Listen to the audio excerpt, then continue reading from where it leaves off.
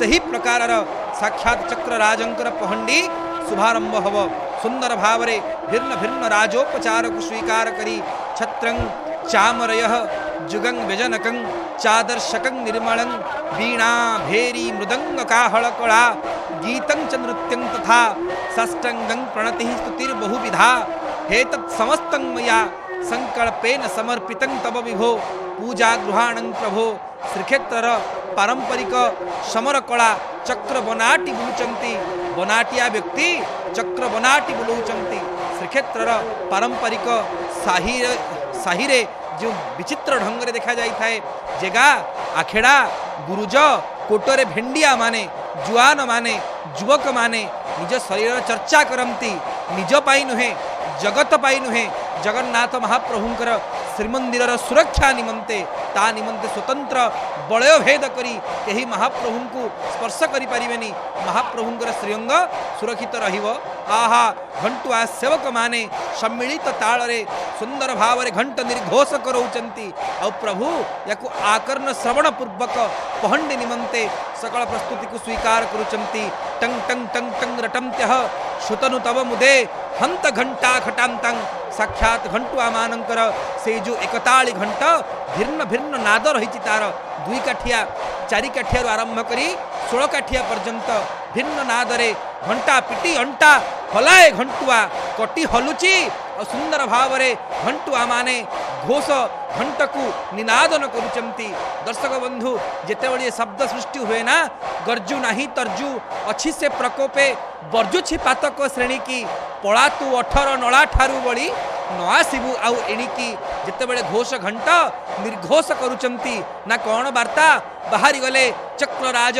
आयुधराज सुदर्शनं पुरस्कृत्य बलभद्रं ततः परं सुभद्रं च ततो नीत्वा जगदीश सुरेश्वरम न्याय हरिबोल हुड़हुड़ी पड़ा आरंभ है महाप्रभुंकर आयुधराज तुरीय ब्रह्म अनिरुद्ध शक्ति साक्षात चक्रराज वर्तमान बाहरुचंती सेवक मानंकर स्कंद को विमंडन करी करुणार कैबल्य को वितरण करने निमंते साक्षात चक्रराजंकर गति शुभारंभ हेले आहा तापत्रय भंड भंजन को दंडवर सुदर्शनंक गति सही प्रकार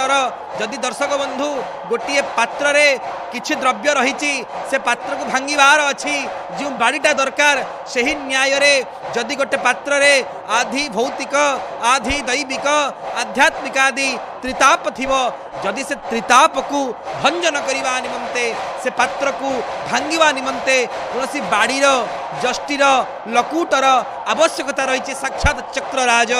तेणु तापत्रय भांड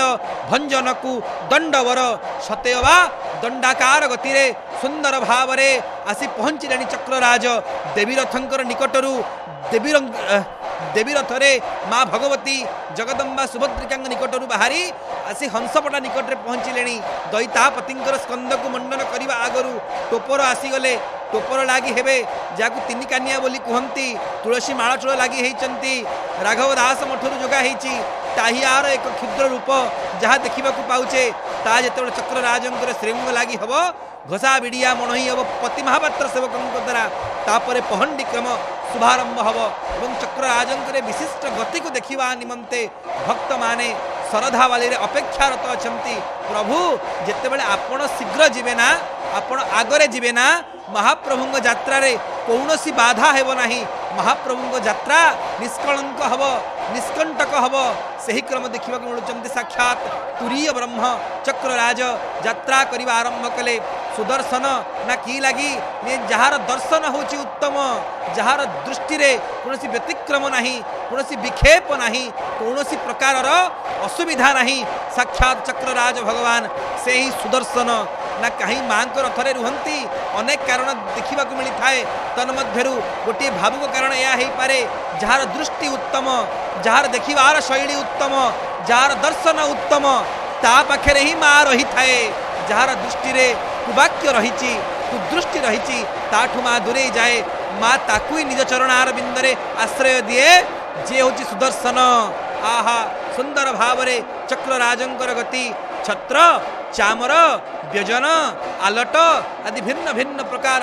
राजोपचार को स्वीकार करी साक्षात तुरीय ब्रह्म यात्रा करने आरंभ कले। स्वयं महाप्रभुंकर सब बेले जे दक्षिण करे शोभायमान हुंती किंतु बड़ देउल रे चक्र चंड हेबारु चाली दक्षिणे ताकू चरमायुध कल किल हे नीलाद्रिश एठी चक्र चंड हेबारु ताकू दंडाकृति कले साक्षात महाप्रभुंकर बाम पटे थांती। दर्शक बंधु आपण जेतेबेले या परे जेतेबेले महाप्रभु गुंडीचा नौर रे अवस्थान करिवे आपण जिबे प्रभु को दर्शन करिबा निमंते महाप्रभुंकर बाम पार्श्व थांती चक्रराज किंतु जेतेबेले प्रभु रथ को बाहरंती ना तांग डाहाण पटे थांती चक्रराज देवींकर बाँ पटे महाप्रभुंकर डाहाण पटे सुभद्रांग रथरे ना कौन लगी ना स्नान बेदी यज्ञ बेदी नीलाद्रि भोजन गादी एणु सुदर्शनक स्थानटी बामे जेहेतु महाप्रभु तीन गोटी स्थान रे भोजन करती खाऊ भुंजु जगन्नाथ हाथ न सुखीव खाइबा समय रे डाहाण हाथ रे तो खाइबे तेणु से समय रे चक्रंकर प्रयोजन नाही। आहा चक्रराज वर्तमान गुंडीचा मंडपर सिंहद्वार देई गुंडीचा मंडपर अभ्यंतर को भीतर बेढ़ा को जगमोहन को रत्न सिंहासन निकट को यात्रा करुचंती जीवे सिना किंतु रुंधा हेबेनी। जगन्नाथ महाप्रभु पहुँचवा परे चकाकु मंडन कला परे चक्रराज रुंधा हेबे जणे परे जणे दिय बाहरिवा आरंभ कलेनी। दर्शक बंधु जेहेतु महाप्रभु तीन गोटी स्थान रे भोजन करती तेणु चक्रंकर प्रयोजन नाही डाहाण हाथ रे तो खाइबे आ चक्र केमिति धरिबे एणु सुदर्शनक स्थानटी बामे किंतु जेतेबेले महाप्रभु बाहर को बाहरी चमती बर्जी असन अर्णर सजी ताकु तुन्नतर अर्जित दुरित चय छेदन कामे जेतेबेले महाप्रभु बाहर को बाहरंती ना अन्न भोजन को अन्न असन को वर्जन करिचंती दांडरे महाप्रभुंकर संकुड़ी भोग खाइबार विधान नाही तेणु चक्रराजन को डाहाण पट रखिले ना कहीं ना अर्जित दुरित चय छेदन कामे। एठी जणे भक्त हनुमान रूप में निजक सजेइचंती प्रभु मोर राम जेणु नंदी घोष रथ उपरे विहार करुचंती विलास करुचंती तांकर सेवा निमंते तांकर दर्शनर लालसा को पाथेय करी एठी पहुंची ना कौन ना जेहेतु साक्षात चक्रराज जेतेबेले डाहाण करे शोभायमान हुंती बर्जी असन अर्णर सज्जी ताकु तुर्णतर अर्जित दुरित चय छेदन कामे ताकु दक्ष मार्गे धरती प्रभु से ग्रंथ कर्तार सर्वसंपत्ति जेतेबेले महाप्रभु बाहर को बाहरिवे ना डाहाण हाथ रे चक्रराज को धरी थिबे डाहाण पटे रहिबे ना कहीं ना एबे ताकु व्यवहार करिवार समय आसीगला प्रयोग हेबे चक्र प्रयोग मुद्रा रे रहिबे ना कौन प्रयोग हेबे ना आमे जेते दुरित जेते पाप जेते ताप सबको अर्जन करिचे ताकु छेदिबे और छेदिवार एकमात्र अस्त्र होचंती चक्रराज। सुदर्शन गलेणी माँ भद्रा बाहरिवे रुंधा फिटिवा आरंभ होचंती ता पूर्वरु साक्षात बड़वाड़ शांत बड़ ठाकुर श्रीक्षेत्र जे बड़ पुओ तांकर पहंडी हेव महाप्रभुंकर विस्फारित पद्म पलाश चकानयन दृश्यमान हेउचंती किबा से आखि विषय रे वर्णना करा जाई पारे। जेतेबेले गोस्वामी जी आसी पहुँचिले रामचरित मानस ग्रंथर प्रणेता कले प्रभु मु काले श्रवण करिछि स्वयं परं ब्रह्म नीलाद्रि रे नीलकंदर रे रत्न सिंहासन रे लीला विलास